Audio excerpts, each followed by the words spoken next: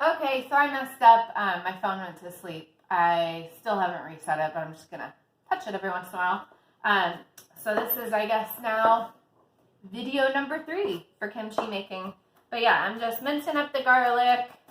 I think I was talking about how, I want this to be fun and easy. I'm hoping that some kids decide that they want to try their hand at a ferment, because our kids all have a lot more time on their hands during this social distancing and sheltering and stay-at-home time. So this might be a fun activity, but yeah, you can chopping broccoli, chopping broccoli, chopping broccoli, chopping garlic. I like it pretty finely minced. Oftentimes I will just use the food processor for this, but I didn't want to get it out. I probably should have to save time. What else can I talk about? Things that I like to make with my kimchi. I like to just eat it straight up. I think it's such a yummy pickle. I also like to make kimchi jjigae, which is a spicy tofu stew that I'll often throw mushrooms in and other veg in, and serve that with rice, sticky rice usually.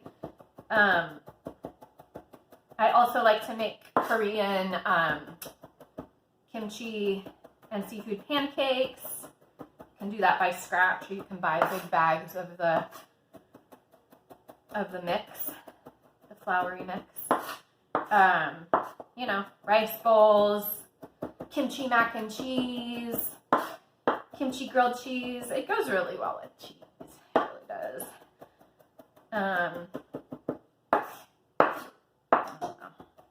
Noodle bowls, all kinds of stuff. Okay, so this is pretty good. So then we're gonna add this to all the additional ingredients. I'm gonna touch it just to keep it awake. Stay awake, little camera. Okay, I'm gonna rinse my hands. We're getting close. I feel like there's just a few more ingredients. Sugar, the fish sauce, yeah. Oh, ginger. Okay. Now you get to watch me chop again. I did not prepare this. The ginger, a nice trick for, what does it call for? 3 tablespoons. It's about 3 tablespoons. A nice trick with ginger is to use the back of a spoon to trim it. See how easy that is?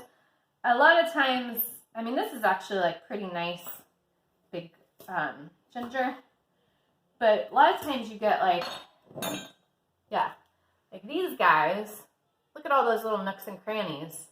It's like coral.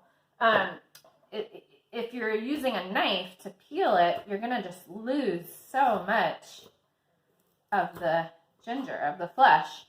So if you use the back of a spoon, you can get all that off and retain so much of that good flesh. So that's just a nice trick. I have a lot of ginger on hand right now because I have not had the coronavirus yet. And I always, whenever there's any kind of respiratory or have a bad cold, love to self-nurture, take care of myself with gingery lemon tea and soups, and citrus and ginger is really, really good for you. Kimchi typically has a lot of ginger in it. So yeah, same deal, just mince it up. You could also, if you like to grate your ginger, you can grate it. However I'm going to touch this again. Okay. However you want to do that. And yeah, you could use some powdered if you need to. So yeah, right now I have 2 quarts left that's in the fridge. I'm also, I also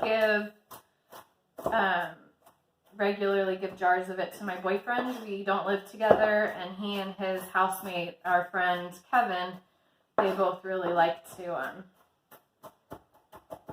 have kimchi as well. So this is gonna be great to have another gallon of it for us.